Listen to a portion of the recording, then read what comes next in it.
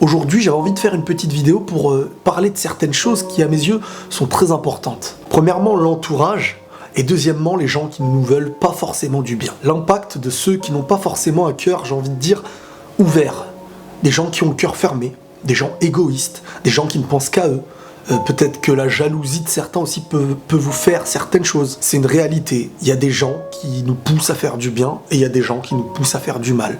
Et parfois, les gens qui nous poussent à faire du mal sont parmi nos proches. Et là, ça devient super dangereux parce que notre entourage fait un petit peu ce que nous sommes. Autant que nous, qui faisons partie de cet entourage, faisons en sorte que quelqu'un devienne meilleur ou quelqu'un devienne pire. Combien de personnes ont pu se faire engrainer à faire des mauvaises choses? Que ce soit de la cigarette, de la drogue, des mauvaises actions, de se moquer des gens, peu importe. Très souvent, quand t'as un entourage qui a envie de faire quelque chose qui est pas forcément bien et que toi t'as pas forcément envie, combien de personnes d'entre nous se sont retrouvées dans un lieu qu'ils n'avaient pas envie d'être, en train de faire quelque chose qu'ils n'auraient peut-être jamais fait? L'entourage et son importance. Ne jamais sous-estimer ceux avec qui on est.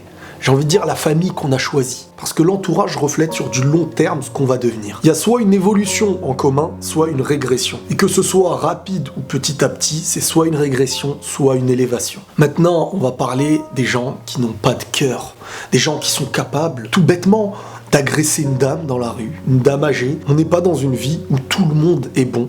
Tout le monde n'a pas envie que l'humain soit heureux, que le pauvre ait à manger. C'est pas naïf de penser comme ça, c'est une réalité. Après, Dieu merci, il existe aussi des bonnes personnes, des gens qui voudront aider, des gens qui vont t'aider dans ta vie. Et c'est toi qui vas un petit peu choisir ce nouveau monde. L'importance de tout ça, c'est de savoir se préserver. Et si tu refuses de te préserver, que par fierté, tu veux accepter un certain nombre de personnes qui n'est pas forcément un bien pour toi, tu te verras dans une situation à l'avenir où tu regretteras. Obligatoirement. Tout le monde n'a pas forcément de bonnes intentions, bien qu'il existe des personnes en or, il existe ces personnes, bien que c'est pas qu'elles soient mauvaises de nature, mais quelque part, peu importe comment elle en est arrivée là, elle peut faire de gros dégâts.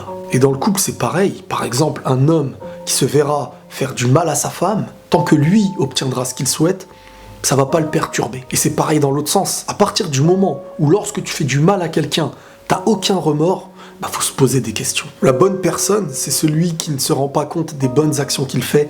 La mauvaise, celui qui ne se rend même plus compte du mal qu'il fait. Ça ne le touche plus. Savoir s'entourer, c'est la base. Si tu n'as pas des gens autour de toi qui t'aident à aller mieux, ou que tu aides à aller mieux, à vous élever ensemble, tu seras peut-être avec des gens qui vont te rabaisser. Même si aujourd'hui, ils ont l'air de tendre la main, n'oublie pas peut-être qu'un jour, ils vont la lâcher. Faites attention à vous, faites attention à votre entourage. Je dis pas qu'il faut rejeter les gens. Non, mais savoir aussi se préserver du mal des gens. Autant qu'il faut parfois aussi aider ceux qui ont besoin d'aide. Voilà les amis, on se retrouve la prochaine fois. Prenez tous soin de vous et la paix sur vous.